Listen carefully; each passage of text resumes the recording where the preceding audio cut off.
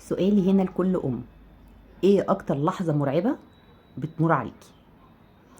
انا كحكاية، تاني لحظة مرعبة بالنسبة لي بعد اول واحدة بالنسبة لي لما بنتحاسب انا وجوزي على المرتب. دي اول لحظة مرعبة بتقابلني. تاني لحظة مرعبة بتقابلني لما افتح جروبات المدرسة والاقي مكتوب مامة فلان تكلمني.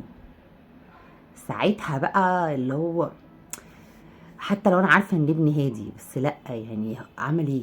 ايه الدنيا؟ ايه اللي حصل؟ كده.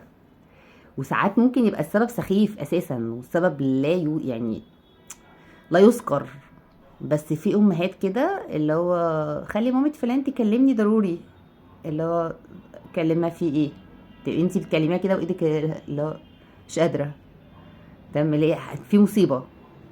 وفي الاخر تقولك مثلا ان هي كتاب ابنك نسيه مع ابنها.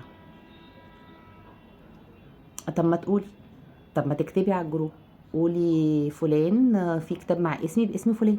بس انا الحمد لله بكتب اسامي ولادي على كل كتاب، فقولي على الجروب. لكن ما تعيشنيش لحظات الرعب دي، وفي الاخر تقولي اصل الكتاب، اصل الكشكول، اصل مش عارف ايه، اصل سوري ابني قطع له المقلمه النهارده فانا بكره هبعتلك مكانها. طيب عشان انا اقولك ما بقبلش العوض، فتقولي لا ازاي؟ اقولك لا والله شكرا، احنا ما بنقبلش العوض الحمد لله، خلاص مش مشكله، هما اخوات مع بعض. تم. قطع المقلمه تاني يوم اديله مقلمه، يعني خلي ابني يجي لي بمقلمه جديده ويقول لي ماما انا قطعت مقلمتي امبارح والمقلمه بتاعتي الجديده هي النهارده صاحبي اداها.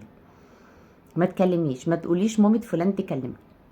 انا موجوده على الجروب، بتشوفيني تمام، بتشوفيني في الاعضاء، راسليني على الواتساب على طول خاص، واسالي اللي انت عايزاه وقولي اللي انت عايزاه، سجلي فويس نوت يا ستي وابعتولي. لكن ما تحطنيش انا في القلق اللي بعيشه ده. ممكن بعد اذنك استاذنك يعني، ولو انتم ماميز قولوا لي ايه اكتر لحظه مرعبه في حياتكم.